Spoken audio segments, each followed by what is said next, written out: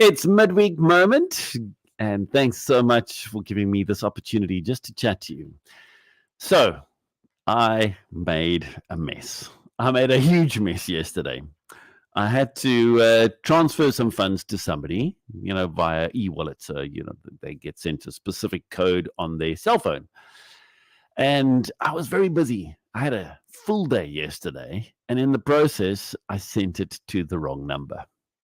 Now, my first instinct was to blame the fact that I was too busy, was to blame the person who was having to remind me because I was so busy of this. There were so many factors, and I tried to blame everybody else, but there was just this moment where God is like, "Hey, buddy, you made the mess. You made the mess." Now, in the process, I was like stressing. So now I'm connecting with my bank and I'm like, how do I reverse this thing? It's gone to the wrong cell phone number. It was a silly mistake on my side. And they're like, no, it's easy. Just do it on the app. It's quite quick. It's quite easy. Couldn't find that. I'm like, please, you guys are going to help me. Like, well, we can do it for you, but it's going to cost you. So I'm like, okay, we'll just do it because the amount of money that I sent to the wrong person is more than the amount it's going to cost me to change this thing. So please just do it. But in the process, I learned just such a valuable lesson. And I was reminded of something that I think we all need to be reminded of. God says, come to me as you are.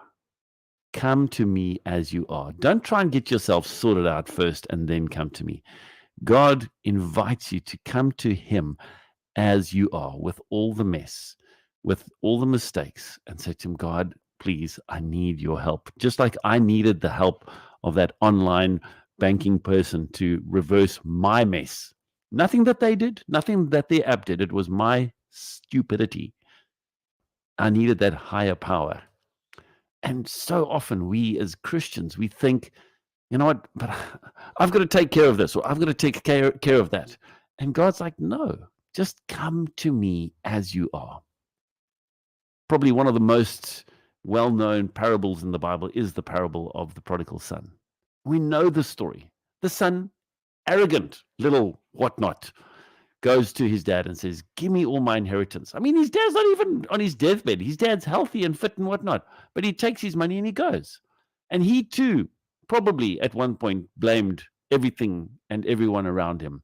My friends, where are my friends? Why have they left me? Now I'm here with the pigs.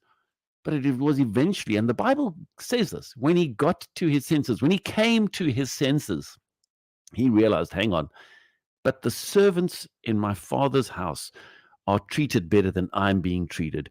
Let me go back. Let me tell my dad, I'm not worthy to be called a son, but please, can I be a servant? And he goes back to his dad. Now, I don't think he was running home because he was hungry.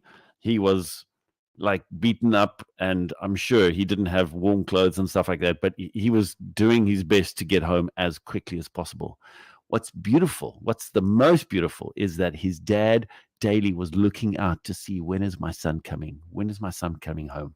And when he saw his son from a distance, he, as the dad, started running to his son. There's a song that I'm about to play, and it's called Running Home. And one of the lines speaks about that he stole my shame. See, that's what God does for us. God comes and meets us in the miry pit, the place that we have messed up. He comes and he meets with you and I and says, child, I'm here for you. But you've got to embrace him. You've got to be willing for him to embrace you and lift you up out of that miry clay. So can I encourage you, if anything, that you remember this bit. God is waiting for you and you can come running to him. Be blessed.